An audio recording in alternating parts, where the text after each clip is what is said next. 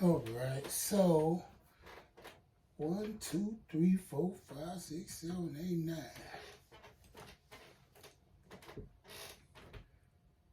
1, 2, 3, 4, 5, 6, 7, 8. There you go. Let's see.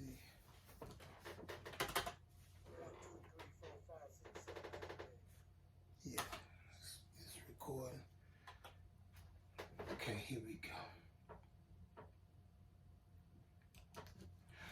What up, what up, what up, what up? We back in the building. The Progression Podcast, man, where we talk about liberation, education, and elevation. You know what I'm saying? First of all, I want to thank my listeners. All y'all, good morning, good afternoon, good evening, nighttime, whenever you're listening. And to the YouTube viewers and all the people that's checking us out. Man, I want to thank you for all the support you're doing. And then I want to thank Josiah's House. I want to thank Charm Ministries. I want to thank Eyes on Me, Inc. And all my brothers out there, Dave, Trey 9, everybody that's putting it down for the city. You understand what I'm saying?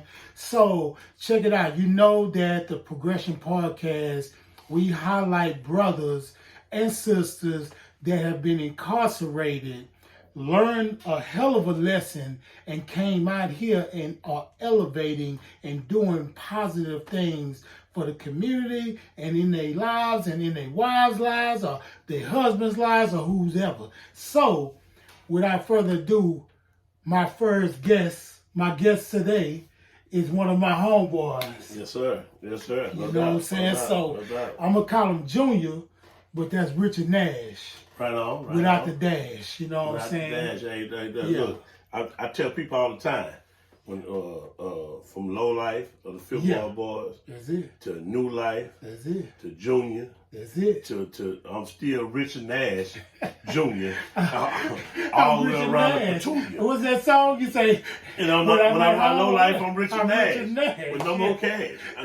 That's crazy. This is one of the third of 5th Ward Boyz. You know, shout out to my man Eric Taylor, E-Rock. You know what I'm saying? So he gonna be on this show as well one time. So understand that we go from liberation, and we say liberation as far as to be liberated. You know, the way I say liberation, Richard, was like this.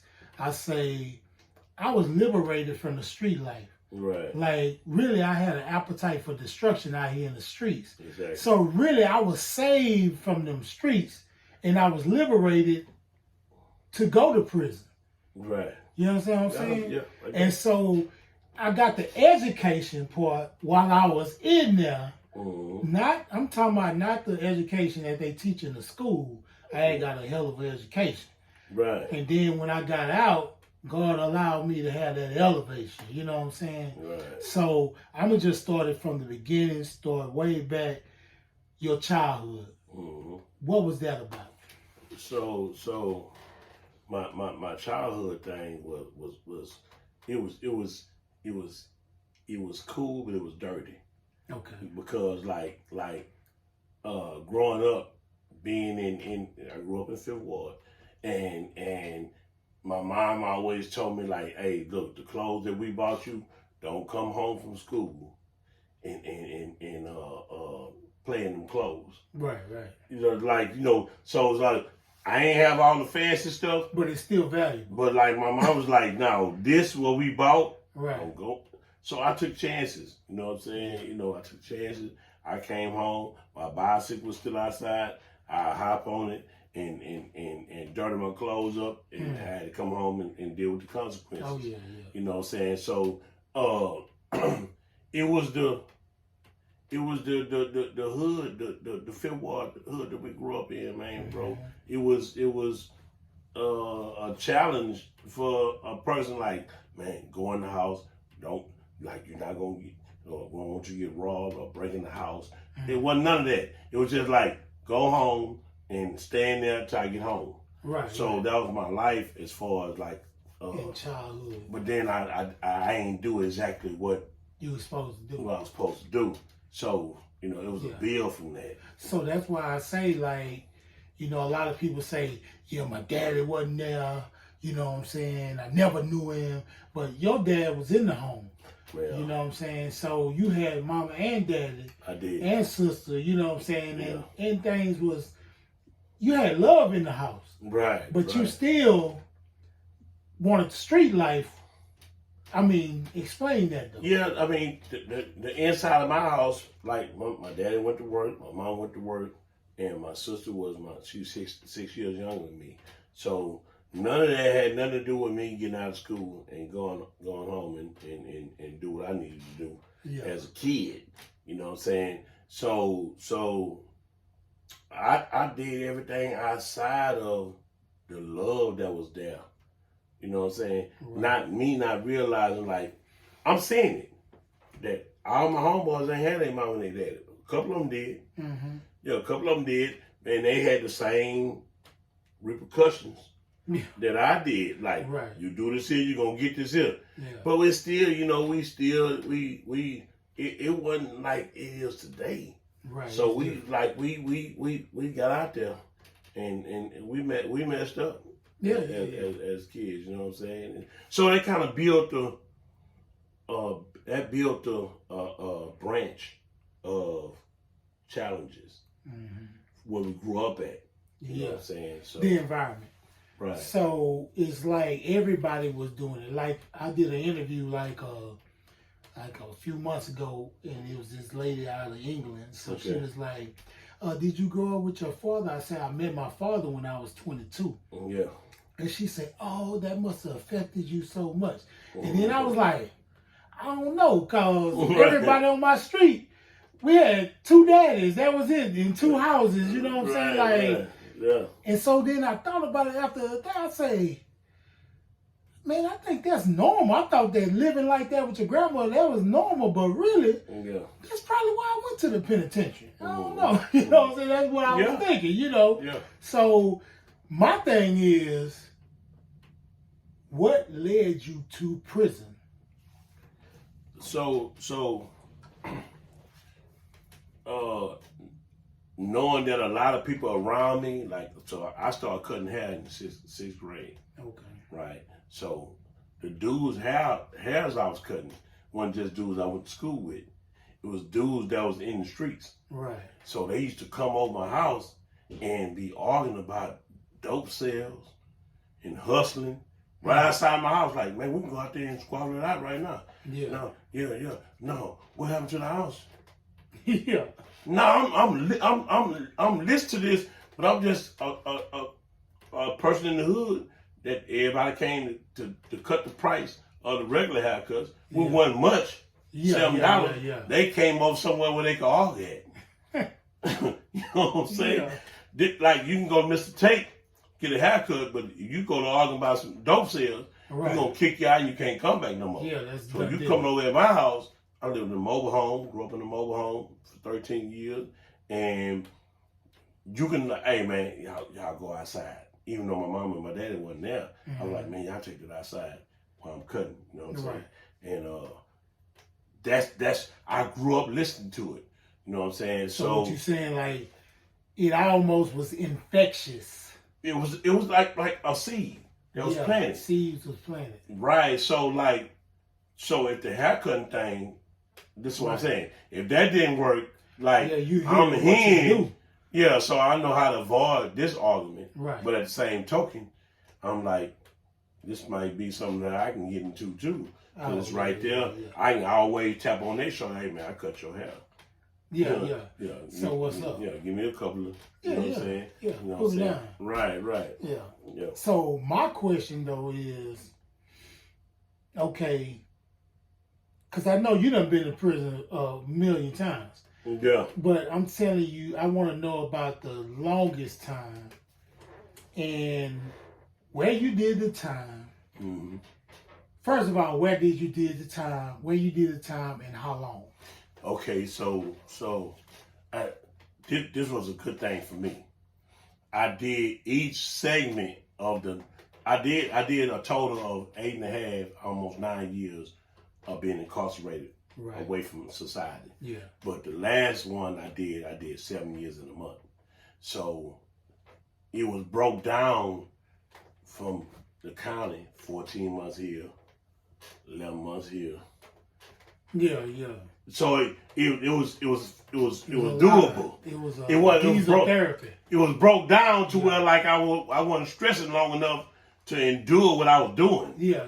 So like it was like, man, okay. So I was able to do this 7 years, even though I wanted to go home every day. Oh yeah. But each place I went to, I did 14 months in the county before I finally got sentenced, and I left out. I did 11 months at this transfer facility in Holiday Unit in Huntsville, and shout out to Holiday.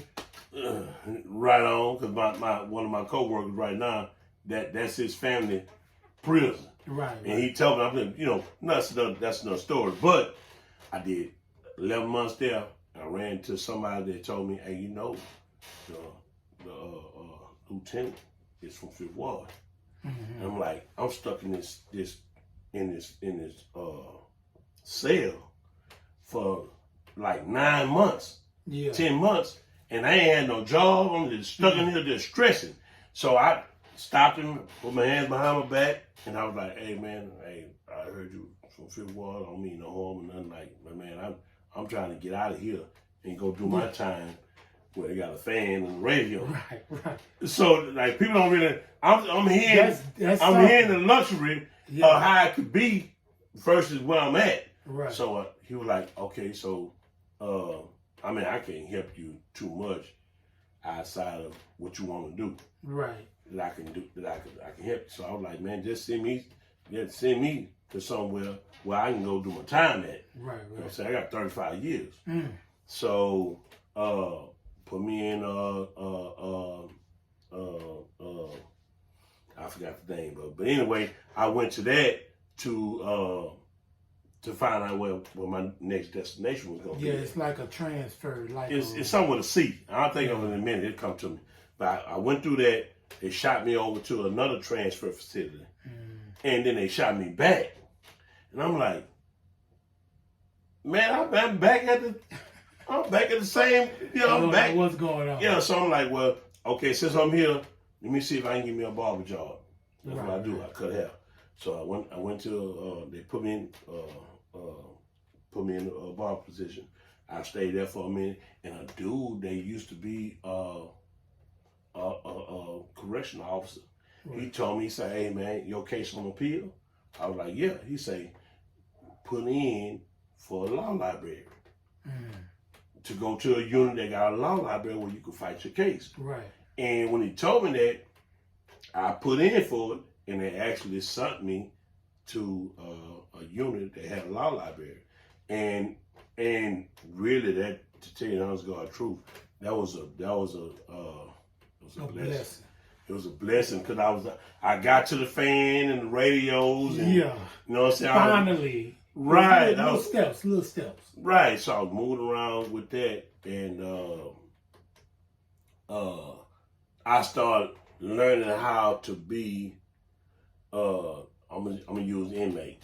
I was learning how to be an inmate and know that, like, you're not going home tomorrow. Yeah, I understand. That's how I was. I had got to a point where I say, I got several more Super Bowls to go. I already know. I'm going to keep going. So you gotta find stuff that work with you being able to deal with the fact that tomorrow you're not. No. It's not your day. No. You know what I'm saying? And so I seen dudes that had little things on their wall, or they had little tablets where they was crossing out days and months. Yeah, I never did that. No, I looked at it, I'm like, man, there ain't enough slices for me. Yeah. Like, and I'm like, I see what you did. That's too much candle. Right, so they had already did that. The picture that they painted. So I'm like, when I make one, mine's gonna be empty. Like, for real. And I'm crossing it out. So I had ran to a person that told me, like, hey man, dealing with this situation, you got to do it. You got to do it. Right. So I ran to a few people that was like that helped me understand that, like, man, look, get what you can get down here. learn how to be able to live with this situation. So when you go home, you become a man. Right. To whatever you're going home to. Yeah. So that led me to the prayer that I prayed. And it was a hard prayer. The prayer was, God, take away right now what I ain't gonna go home with. And that prayer was like, people start falling off on me. People start writing me. Yeah. Certain people start sending me, money or whatever. And it started helping. Even though I'm like, I prayed that prayer, but I was like, it started kicking in. Things, Right. So a lot of stuff was lifted off of me. Right. To become the person that I need. I got to deal with this time. Right. So like the people who was on the outside that was left, like my wife and my mom, and they was putting money on my books. You know what I'm saying? So it's like these people. So old school dude told me, he say, man, don't run nobody off. Ooh, that's a cold. He say, if it's some people there, man, please do not argue with these people. Yes. Or run them off. Yeah. Because like you doing this time. That's right. But they doing it with you. But don't run them off. Yeah. Because like they still gotta live their life. And you gotta have understanding. And you gotta have an understanding with the people. You gotta have understanding right now. So with my wife, she was like, my brother-in-law was locked up too. And she was like, he needs some money. And he was like, so I was going to send you 100. Do you want me to send him something or not? So this is my wife. And this is her brother. Yeah. But I'm like, Lord have mercy. Send him 50. Yeah. You know what I'm saying? Yeah. So we busted down, to like, cause I understand what he going through too. And then,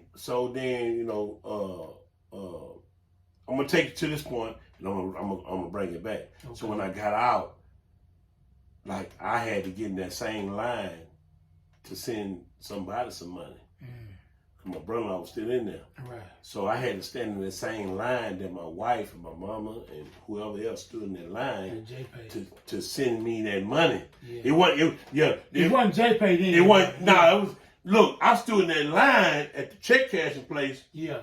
And was like, man. Yeah. I see what they was going through. Like, I ain't even want to go back. Yeah, you see what it is. So it showed me how the love was, which brought me to a point to when I say, Lord, if I ever get out of here, I ain't gonna never put nobody in a position.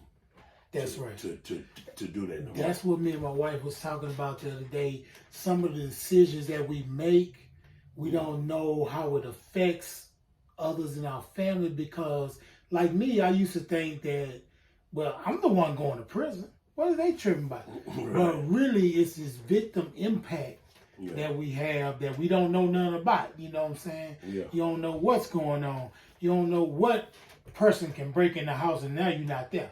You know what I'm saying? Right. So it's a whole bunch of moving parts. If you take yourself and a whole financial system out of the house, now, you know what I'm saying? It's some, even if you leave with something, it's not going to last forever. Right. If you leave them with $10,000, whatever it is, it's not going to last forever. Right. You know what I'm saying? So my thing is, when you was in there, your first true encounter that God was real and you were going to honor what God said to you. Okay, so I asked my mama one time in visitation, like I was seeing dudes that was Muslims. Mm-hmm. I ran to a dude, he told me, he said, hey man, I know you're a Christian and I'm Muslim, but I want you to meet a dude that don't believe in none of that. Yeah, atheist or agnostic, whatever. And he was a prison guard. Mm-hmm. But he was a cool dude approaching. Yeah. So he took me to him, my Muslim partner. He took me to him. And we sat there and we talked, and he was like, yeah, I don't believe nothing that such. So we wasn't no argument, no big argument or nothing. Right. It was just that he didn't believe in nothing. So I brought up two scriptures that was in the Bible that one was in it 24 hours in a day. 24 hours in a day. I'm like, they ain't have no watches. Yeah. So I was like, how could a person like this that didn't have a watch could come up with the idea of in it 24 hours in a day? Right. So I told him that, right? This is what I'm like living off of, to believe that he is a God. Right. And then I came up with the other one, like when women are carrying a baby in their stomach for 9 months, like a baby living inside a woman for 9 months. Now these are stuff that I had to understand. These are miracles. That it really is a God. And I don't know how it's going. So like for a woman to carry a baby in her stomach for 9 months, and how is this baby living in there when so I told the dude, the God, I say, can I hold your head down in a bucket of water? Yeah. For 9 minutes. Yeah. You're gonna be begging it to come up. Right. You talking about 9 months. So who did that? Yeah. So now, this is how I'm building myself up to believe that he is a God, because I asked my mama, bring tears to my eye, bro. I love you. Yeah, I love you too, boy. I asked my mama, is he a God? Because I kept getting set off. Yeah. I kept getting set off. I'm like, why am I getting set off in this prison? And I want to be outside in the world. So I never really understood that. You know what I'm saying? I'm like, my mama said, son, it is a God. It is a God. It's the timing for you.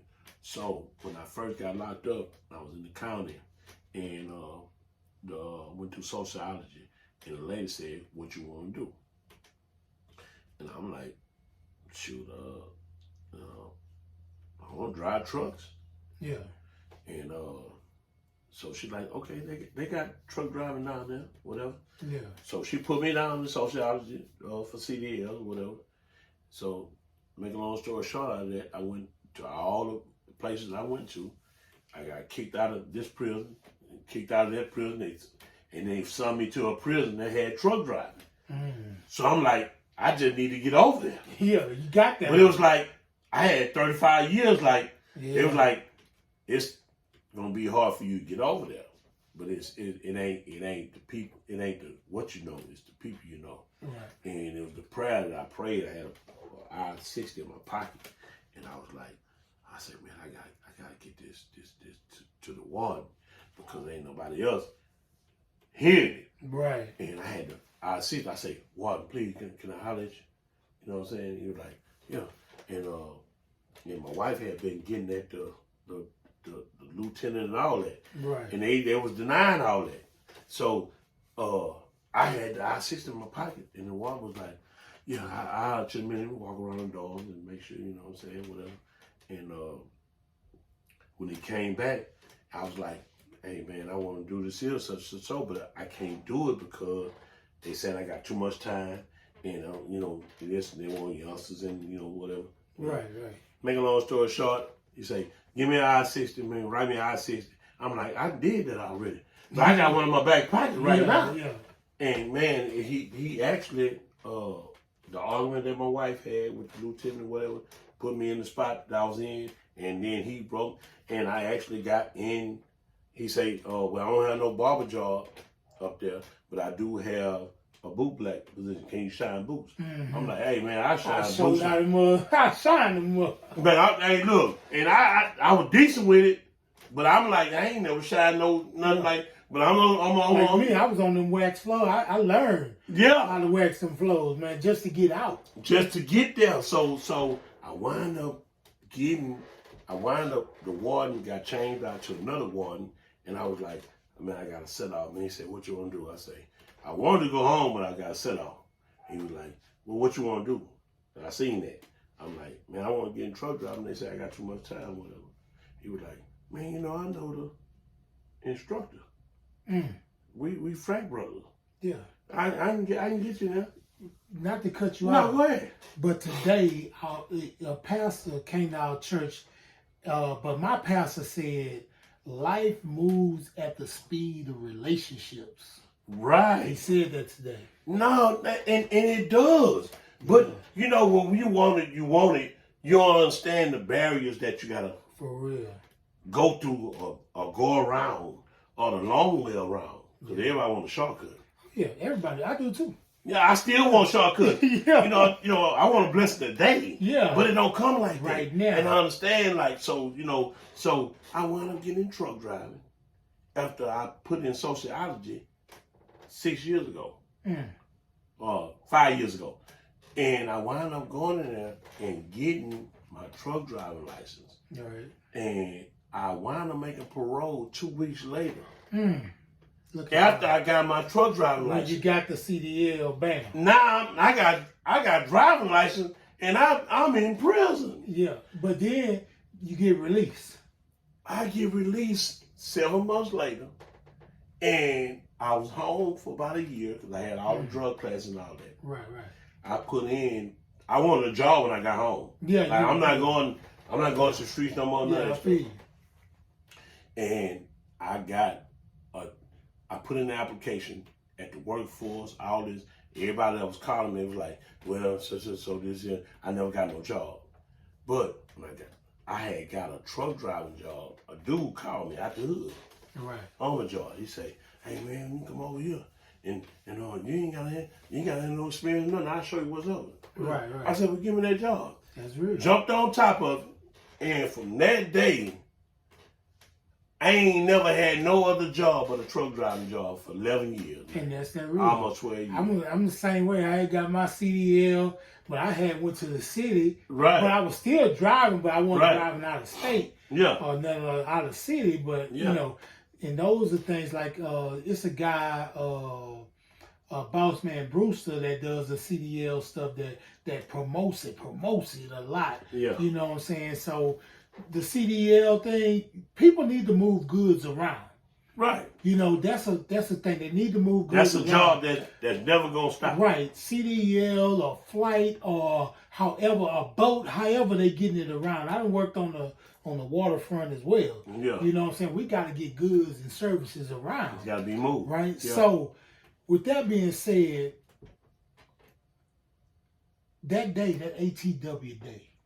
Mm-hmm. Now, you already know it's coming because they didn't told you, but that day, how did you feel just in your head? How did you feel? Man, I'm gonna tell you, they gave me a date. And when that day came, it was really unbelievable because I was like, I knew it was the day. Yeah. And I worked in the infirmary, and they was all happy for me to go home and all that. Yeah. I'm gonna tell you, when I got my bag and the stuff that I had that I encountered, right. I was locked up. When I walked out the door, I knew my wife was out there, and I was like, man, these people gonna call me back. You start walking fast. Man, look, I say, man, I already had in my mind because the lady, I had a monitor on my leg, and she told me, go straight there, don't do no stopping, right. Such, so, just make it straight to the whatever. So I knew I had a little grace period to stop, to give me something to eat, and I was like, man, I stopped at Taco Bell. Yeah.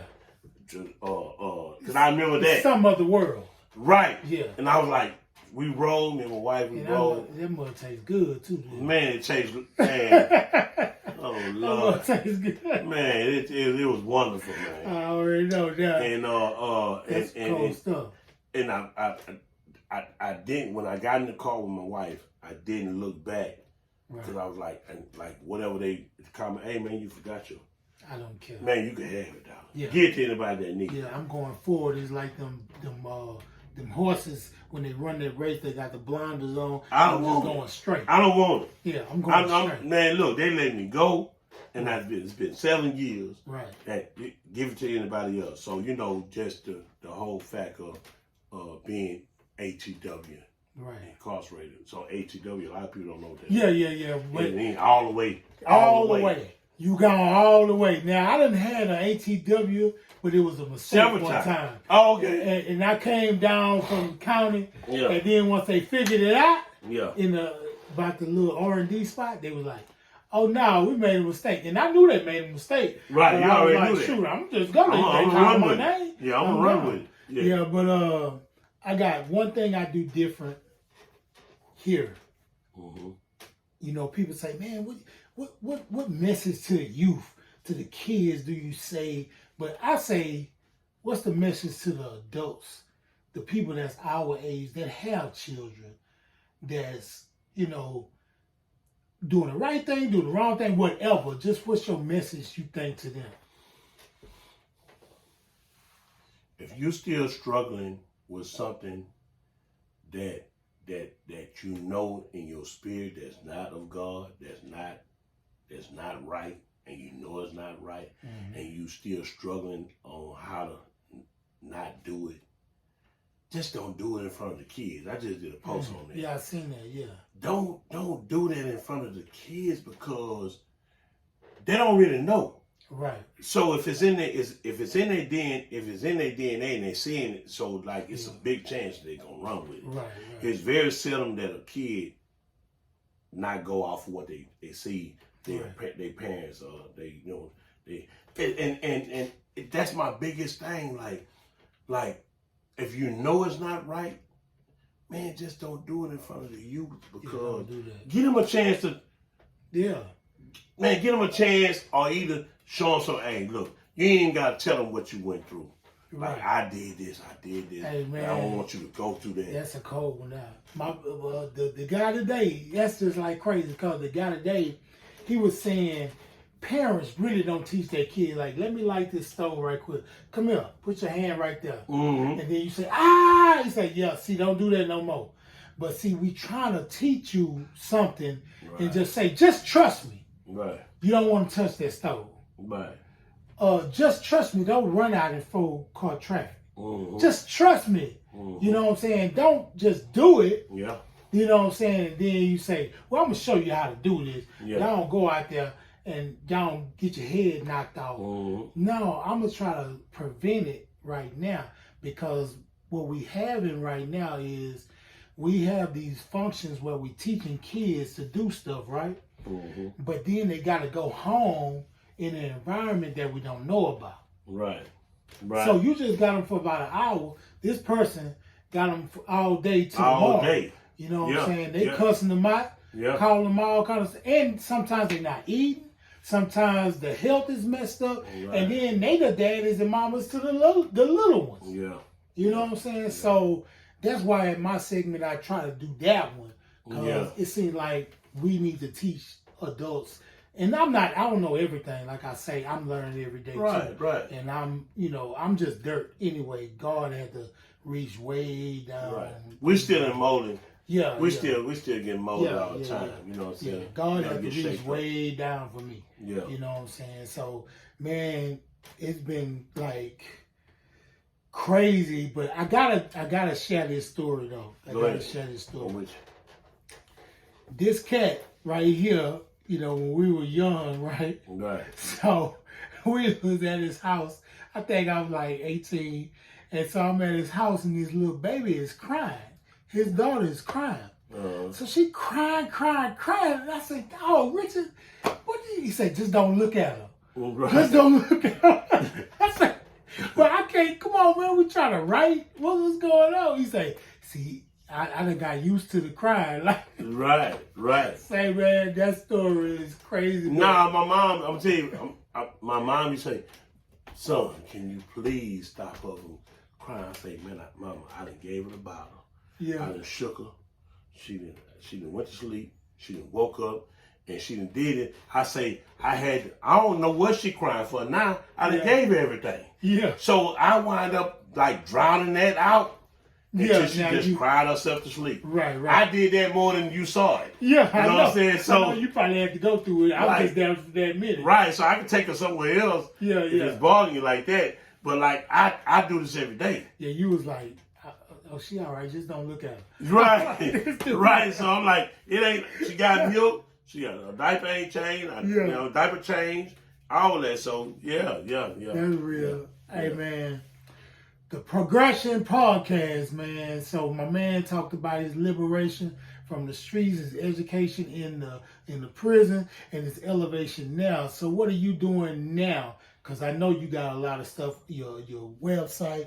I know you got your clothing line. Right. And so I need you to plug that thing, man. So you got to go upside down though. Right. You know what I'm saying? So this is my clothing line right here.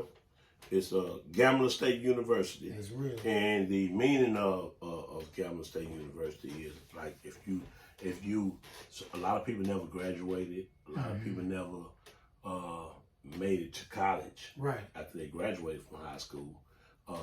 They never felt like, and they probably wanted to, but they had to go into other lanes. Yeah. Because if I go to college, like I'm not making no money to provide for these kids or do this. So make a long story short, the university thing was the gambler from birth. Everybody like the stove. Yeah, kid to the stove. Oh, they took a chance on me. Right. From a baby. Yeah.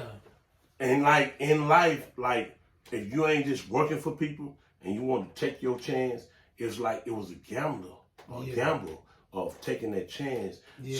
So basically that, and then the university part of it was the part of never not graduating or wanting to go to college and you didn't get a chance to. But this is the learning. I'm learning from this. Like if I want to start a business, so I gotta do it. And I'm wearing it. Right. I'm wearing it. So it puts you in the mind to remind you that like, hey, take this chance. Right. Step out on faith.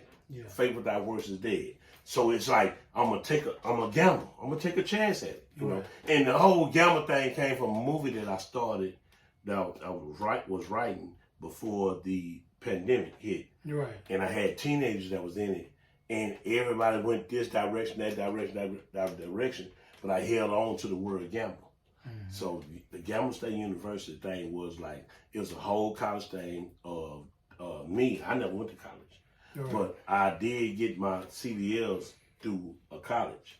Right. And I was like, but I ain't feel like I went through to get a bachelor's or associate's or nothing like that. But I felt like I was a part of something. Right. So the whole university thing is Gamma State University is like I ain't never been to college, but I feel like I'm a part of something. So, okay. Yeah. So when you feel like I'm getting it there. So when you fill out the application online and enroll into the university, when you start buying, you'll start getting discounts of you know what I'm saying, and you'll reach a certain level to where now I'm a part of something, right. So I can get discounts. Hey, everybody want a discount. Yeah, you know everybody. Yeah, so and this attachment of my son clothing line too. I am the future. Right. Yeah, that's it. You know, it's a part. It is. You inspire me a lot. You gotta say some. I'm gonna be honest. This podcast is partly because of you sometimes. You know, because you used to tell me, I got this movie, I'm writing this, I got to go do this screening or whatever it was. Right. And so I didn't want to it seemed like I was comfortable just being in the mundane, but sometimes when I ride by big old mansions and stuff, and I say, what I'm doing will never just get there. And you think so like, man, I need to do something else. Yeah, I need to do something else. Right. So I need to just put my hands on something else. Mm-hmm. But I really wanted to do a podcast for us. Right. The people that, women too, so that, because I go to women prisons as well. Right. That have a story that can help all of us. Like, do you know in Carol Vance, they watching YouTube. Right. So now we can say, hey man, watch us on YouTube. You know what I'm saying? Mm-hmm. It's a lot of places where they can actually see this and listen to podcasts. Yeah. So what podcast is for us? Right. What podcast gonna talk about the Holiday Unit? Gonna talk about Ferguson. Mm-hmm. Gonna talk about the BOP. Talk about, Leavenworth for Beaumont or Three Rivers. Or, exactly. You know what I'm saying? Because there's cats down there just like you that don't know but then miracles about to happen. Right. You know. But they just need that. They need that little gas in the that car. Encouragement, and you the one just gave it to them because you the same person just like them. Right. And then you know what? And I'm not a boaster. Yeah. Of saying because like it was somebody that gave me right that little piece of gas that say, hey man, do this here, because I like with the whole Martin Luther King thing, the dream. Right. When you have a bad dream, you wake up, you sweating, and you come out of it like, man, I don't want to go back to sleep. Man, that wasn't real. But when you have a dream that you wake up, and we had some. I had 1,000 women in one dream. Yeah. I was owning this in one dream. Those are dreams that I was like, man, that was a good dream. Even though it might not, I'm like, okay, that was a little over what I thought. But it was like a dream that I wanted to live out. Yeah. So with that being said, like this was one of the dreams. Like when I was in prison, I dreamed of getting out of prison. Right. And doing good. And so like I ain't want to dirty that dream up, getting out here and doing the same stuff I did before. Right. And then mess that dream off. I'm like, I went back to a dream that I didn't want to go back in. But I wound up having a dream that I'm living it out, little by little. I ain't gonna lie to you. When I seen I gotta say this here. When I seen Flow Rider. Yeah. Flow Rider just had somebody stole his song. Oh yeah, for the energy drink thing. Yeah. And that dude got $82 million. Yeah, he busted him across the head. If he ever dreamed that dream and woke up, had to go. Hey man, hey look, I'm like, hey brother, hey, I want to go sleep where you went at. Yeah, but I think it's not that they stole the song. He was gonna be down with them. They had some kind of agreement. But it fell through, and they still used whatever he was, and he never got. So I just said that. Yeah. I said, so, but they did something they wasn't supposed to. Yeah. He got his money out for it. $82 million. Oh, yeah. I wish I had his number. So, I'm just saying, like, so, like what I'm saying about the dreams. Yeah. You know what I'm saying? Every person's dream don't, I was looking at, and I know you. Oh, no, go ahead. So, Arnold on Different Strokes. Oh, so he passed away. Oh, Gary Coleman. When he passed away? Did he? Oh, he did. Well, I think he did. So I'm thinking about Webster. Okay, so that's why I was going there. Yeah, okay. So we ran into Arnold. Yeah. We was at the college. We went to the colleges when we was rapping. In Atlanta. He was in school at that time, and we saw him. Yeah. We saw him and talked to him and everything. And then recently, I was online going through TikTok, and I seen Webster. Yeah. And he like, hey man, it's like 11 o'clock at night. Right. He said, man, I'm going all the way to 6, 7 in the morning. Yeah. I'm like, I can't do that. Yeah. But it showed me like he's still living out his dream. Right. Even though I ain't seen him on nothing since he was on the show. Right. But his dream was still lived out certain ways. So like it inspired me to like, hey man, look, you can't quit. Right. Get out there. You can't quit. So I want to say thank you to anybody that ever bought any one of these warm-ups. That's what's up. A top, bottom sock. That's what's up. Anything. Hey, look, it's like, that's a dream I live. I'm like, I'm not trying to push this on nobody. Yeah. It's just like a dream, like, and I want to say thank you to anybody that supported me and thought about me. You ain't even have to buy it. You can't see it because his feet down there, he got them black Air Forces on, and see in Georgia, Atlanta, that's all Jack Boy. Yeah, well, I tell you when they got them black Air Force, he'd be like, let me check my pocket. Right. I ain't gonna lie to you. Hey, look, if I was in a place where a person said, hey man, what size them shoes is? I said, hey, they your size, bro. Yeah, you can have them. Yeah, hey, right now. Yeah, you can have them. Yeah. I'm not gonna argue with you, none of that. For sure. Yeah. Hey man, I want to thank you for coming, man. Yes, sir. It's my boy, this my brother, man. We gonna celebrate in a minute. My birthday coming up. I ain't gonna tell you how old I am. Just 34. He older than me, so. But we gonna celebrate, you know what I'm saying? I want to thank my man for coming out. And like I say, keep the progress going. You know better, you do better. Peace. That's it, boy. Yes, sir. Hey, boy, that's cool, man. I'm proud of you, boy. Hey, I'm trying. Yes, sir. Hey, you I'm know, try something different. Right on. Like I'm not playing, man. I go by the What up? We back in the building. Yeah, I go by them houses, dog. Yeah.